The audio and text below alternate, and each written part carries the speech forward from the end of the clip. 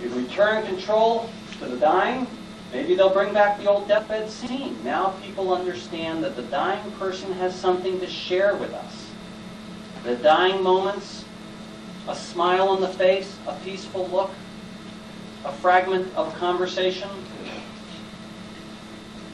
Usually we think when people die, they have nothing more to share with us. They feel, they're disempowered. People don't want to talk to them. We spend briefer time talking to them. Now that we know that they can actually hear and emotionally process conversations, which again, everybody recognizes, regardless of their philosophical viewpoint as being true, it's a good time to say goodbye. It's a good time to hold someone's hand. A very close friend of mine, when his daddy died, he's a physician as well, he said to me, it was enormously comforting to know that his dad heard him say goodbye. Enormously comforting. Then, of course, he's like a doctor. He had to call me up in the middle of the night, and he said, Mel, my dad, every time I said I love you to him, and, with many of us, we haven't told our parents we love them enough. I certainly understand that feeling. And he said, every time I told my dad that, his blood pressure changed. Well, so then I turned the machine away so I couldn't see the blood pressure readings, and then I whispered I love you in his ear, and then I had the nurse's documents stuff.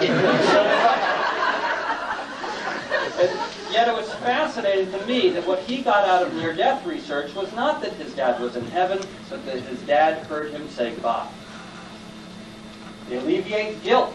They prevent pathological guilt. Because remember, pathological guilt is when you assign pathological meaning to horrible events in our life. Now we can at least allow parents and our patients to allow meaning to these spiritual feelings.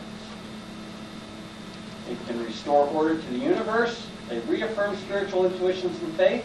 And I want to point out that you don't have to have a dramatic near-death experience. There's beautiful examples in the literature of simply using guided imagery to help patients to die.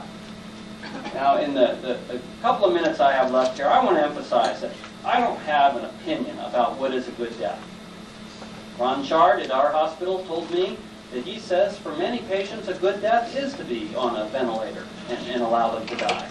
Sure, this is for that patient. Remember, this is extremely individualistic. I'm just saying, take the time, let these experiences become a cultural icebreaker of sorts, to reestablish a dialogue about death and dying, to let the patients tell us what is a good death for them. What intuitions and feelings and spiritual events have happened to them in their lives which will help them to understand death and dying.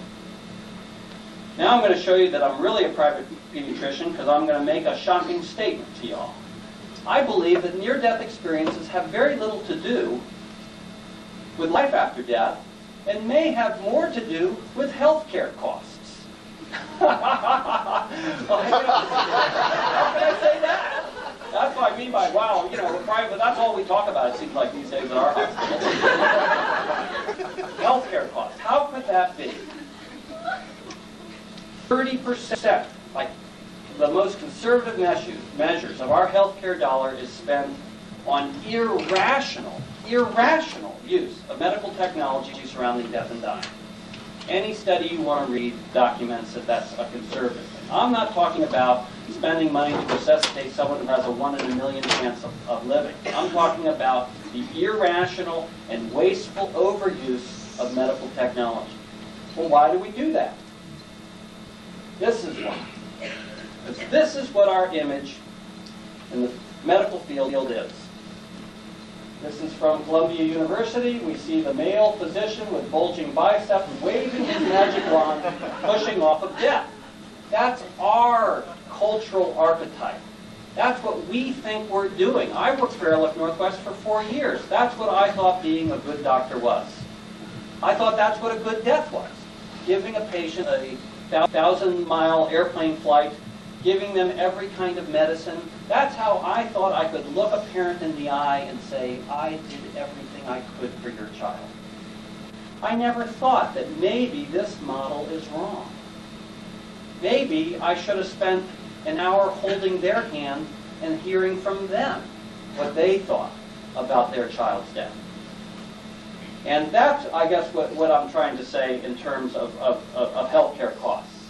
believe that, as so many commentators in this area have said, we're not spending time thinking about what we should do with our medical technology. We're just doing what we can do. And the reason for that is that we have no dialogue about death and dying. We just simply don't want to talk about it. And I believe that this phenomenon of near-death experiences represents nothing more than the culture's wanting to regain control over their own deaths. They want to reestablish that dialogue. These experiences have become a cultural icebreaker. And I predict that we'll see a withering away of this overuse of medical technology if we start listening to our patients' experiences surrounding death and dying. And let me make sure I'm being clear here. I'm not talking about euthanasia, and I'm not talking about pulling the plug on dying patients or things like that. I'm saying that these experiences can reestablish a dialogue that is not there now. That the reason we're spending so much money on this irrational intensive care unit medicine is simply because we don't know what else to do, and we're not talking about these things enough. I'm going to skip these two slides and just point out that so these experiences are about living and what our lives should be like. This is from the International Hospice Association, Teach Me to Die, and I'll teach you to live. We have something enormously important to learn from our patients about the experiences that they have had surrounding death and dying. Thank you. One last thing, though. Eileen Durham, I want to thank her so much for having me come down here. And she really wants, if you are willing to share experiences that you've had with patients, if you could contact her or contact her through the hospital email. Thank you.